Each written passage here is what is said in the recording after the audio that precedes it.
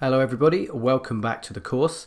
In today's lecture we're moving into a new section, and this section of the course is all about grammatical range and accuracy, the final band descriptor category. In the first lecture we're going to focus on simple sentences and common errors which are made, basically achieving accuracy and avoiding typical mistakes. So, constructing simple sentences first of all. Now if you're taking this course, you should already know how to construct a simple sentence in English. It's certainly a requirement even if you're going for like a band 5. Basically, a simple sentence is made up of the most basic sentence elements: a subject and a verb, and then often a completed thought or an object, however you want to put it. The police, there's our subject. Catch, there's our verb, and criminals, there's our object. Teachers in some countries, there's our subject, are not, there's our verb, and paid very well, that's our completed thought. The government, there's our subject, should invest in, that's our verb or verb phrase, and the promotion of health education is our completed thought or object. As you can see, we are using other words as well as the standard typical pronoun, verb and object. We're using modal verbs, we're using prepositions, we're using articles, but these can all be part of a simple sentence. So let's focus on the common errors that are made in these types of sentences and in more complicated sentence types. Because although simple sentences may seem easy, I often see mistakes in their construction. The first of these types of mistakes we're going to focus on are subject-verb agreements. So I want you to have a look at these following sentences now and tell me what is wrong with each of them. Teachers and parents has to work together to find a solution. Everyone know education is of vital importance. The number of people who live abroad are rising all the time. So what is wrong with each of these sentences? You can see that the verb has not agreed with the subject, and we have corrected it so that the verb does agree with the subject. Teachers and parents have, because we're looking at a plural, have to work together. Everyone knows, so here we're looking at a singular pronoun. Everyone sounds like a plural, but we treat it like a singular pronoun. Everyone knows education. And the number of people who live abroad is, because we're focusing on the number, which is a singular. So the number of people who live abroad is rising all the time. So always check what your subject is and make sure that your verb agrees with that subject. The second common error is with article usage. Now there are a number of rules regarding articles, much more than can be quickly covered here.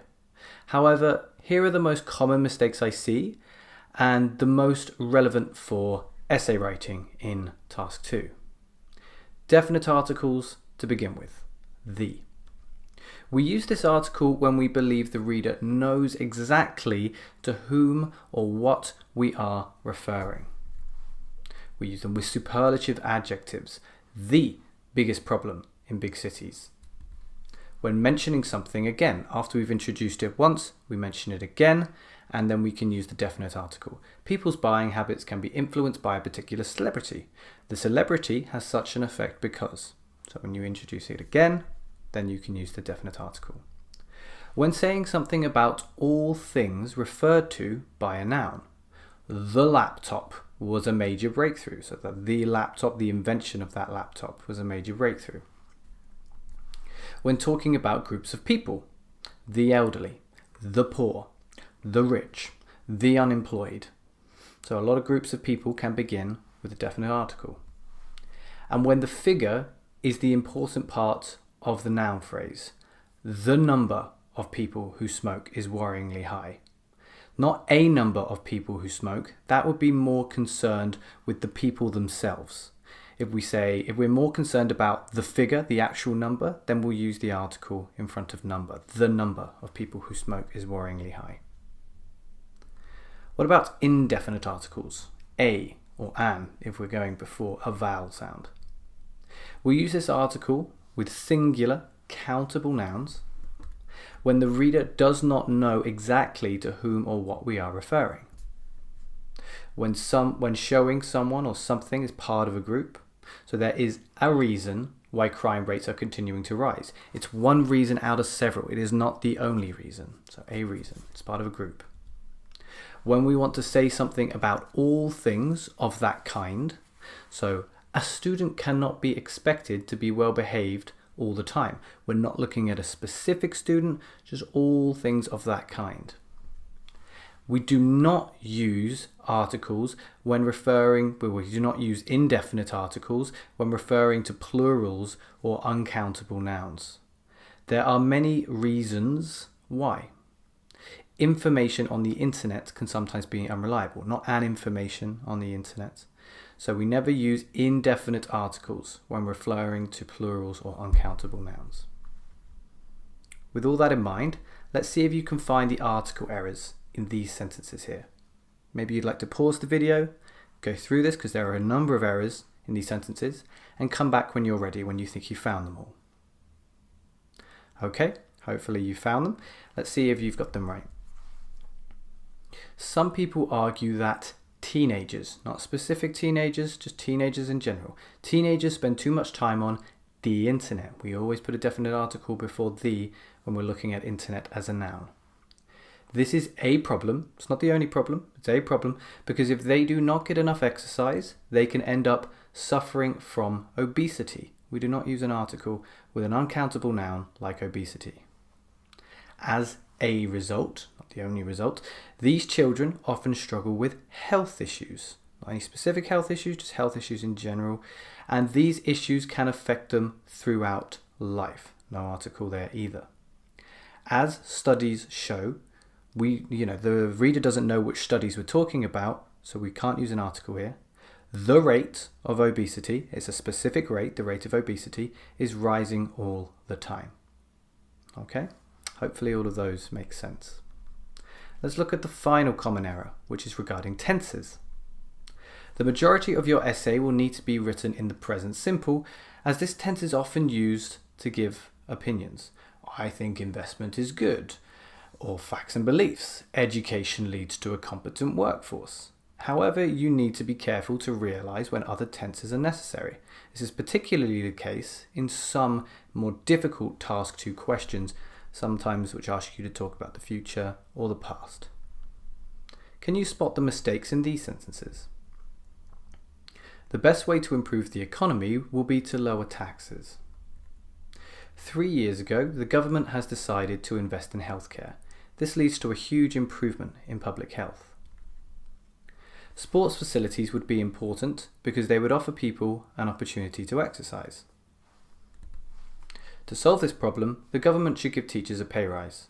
As a result, the levels of job satisfaction rise and work performance improves. Now the errors here are slightly more difficult to find than with articles and subject-verb agreements. A little bit trickier.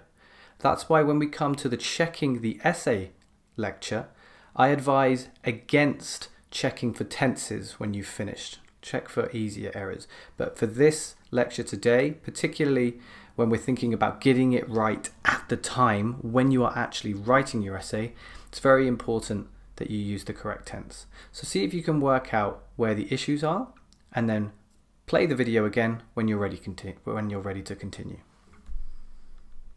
Okay, let's see how you got on. The best way to improve the economy is to lower taxes. So it's your view, it's your belief. When we give these beliefs, you only need to use the present simple. 3 years ago, the government decided to invest in healthcare. We have a specific time in the past, 3 years ago. Therefore, we use the past simple. This led to a huge improvement in public health. Again, it's something that happened in the past, so we use the past simple. Sports facilities are important because they offer people an opportunity to exercise. That's not some unlikely event in the future, it's something that is true today. To solve this problem, the government should give teachers a pay rise. As a result, the levels of job satisfaction would rise. and work performance would improve. Here, we don't want to use the present simple because we are looking at a future result, and therefore we need to use language which represents that future result. In this case, would.